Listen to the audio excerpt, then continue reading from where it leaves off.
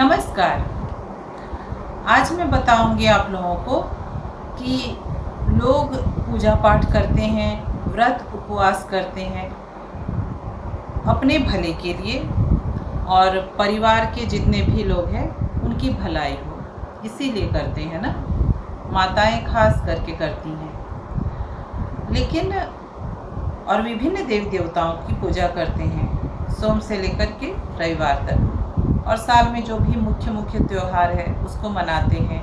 उसमें उपवास भी रहते हैं, फलाहार में रहते हैं, कोई तो निर्जला रहते हैं। लेकिन फिर जो घटनाएं जब घटित होने वाली है वो घटनाएं उनके जीवन में घटित होती ही हैं, वो लोग रोक नहीं पाते। मैंने इस चीज़ को देखा हुआ है, इसीलिए मैं आप सबको बता रही हूँ कि फिर व्रत जो उसने किया, इतना सारा व्रत उपवास जो भी है, पूरे जीवन मतलब 20-30-40 साल से व्रत कर रहे हैं, तो इसका क्या फल मिला? फिर जब जो घटनाएं घटित होने वाली है उनके जीवन में पहले से तय है, वो घटनाएं घटित हो रही हैं, फिर इन सब को करने का फल क्या?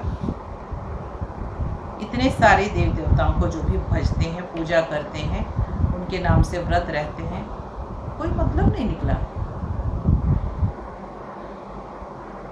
तो फिर जैसे बहुतों को देखा है, क्या बताऊं, कैसे बताऊं, कि लोगों के लिए तो करते ही हैं समय समय पर, जैसे लोगों को खिलाना, कपड़े दान करना, सब कुछ करते हुए देखा है। तीर्थों में जाते हुए देखा है और गरीबों को देते हुए देखा है। लेकिन फिर देखा उनके जीवन में जो भी दुर्घटना घटने वाली थी घट गई। कैसे ऐसे होता है? फिर इतना सारा जो तीर्थ में उन जाना, फिर दान पुण्य करना, उसका क्या?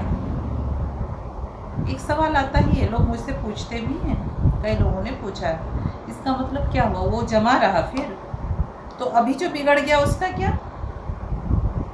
क्या ये बिगड़ना रुक नहीं सकता था?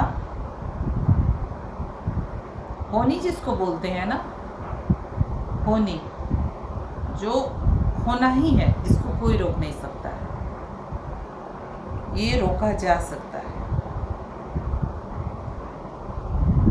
जैसे महर्षि अत्रि के बारे में आप लोगों ने सुना है, माता अनुसुईया जी के बारे में सुना है।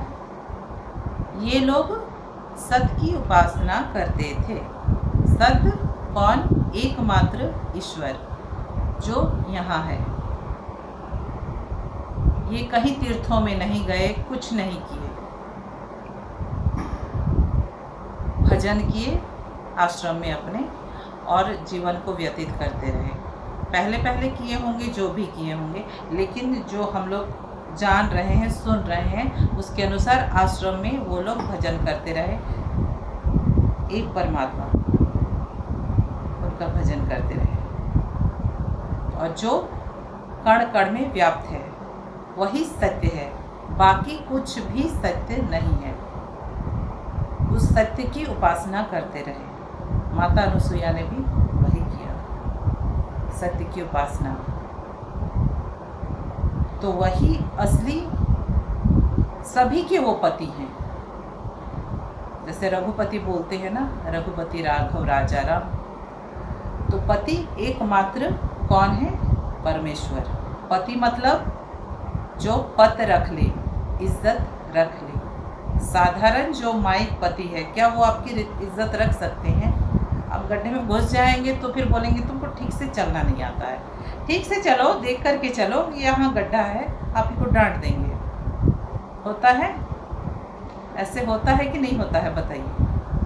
वो आपको गड्ढे में घुसने से रोक नहीं पा रहा है, वो आपको बचा कहाँ से लेगा? कोई दुर्घटना रहेगी घटने वाली तो बचा लेंगे, इतनी क्षमता है उनमें? नहीं है। लेकिन अगर उस परमेश्वर, उनकी उपासना करते हैं, आपके पति आप दोनों लोग करते हैं, उस सत्य को भजते हैं, फिर दुर्घटना जो भी घटने वाली है वो रुक सकती है, रुकती है, घटती नहीं है। अगर आप 10-20 साल से भजन कर रहे हैं ना, तो आप उस दुर्घटना को घटने से रोक सकते हैं। आपको पहले से ही आभास हो जाएगा कि दुर्घटना घटने वाली है, तो फिर उसको रोकेंगे भी आप। आपके मन में संकल्प आएगा कि अगर ना हो ऐसा तो कितना अच्छा रहेगा ना, तो थोड़ा में ही वो पार हो जाएगा। क्योंकि एक स्तर ऐसा आता है, तुलसीदास जी ने खुद कहा है और मैंने अपने जीवन में भी देखा है, जो इच्छा करी हो मन माही, हरि प्रसाद कछु दुर्लभ नाही। तो कछु दुर्लभ नाही जहाँ बात आती है तो वहाँ होनी भी आती है, होनी होकर रहती है ना, तो होनी नहीं होगी। कैसे होगी? फिर से वही बात आती है। अब हाथी को कंकड़ मारिए, उसको कितनी चोट लगेगी? लगेगी ही नहीं, वो तो मस्त चला जाएगा।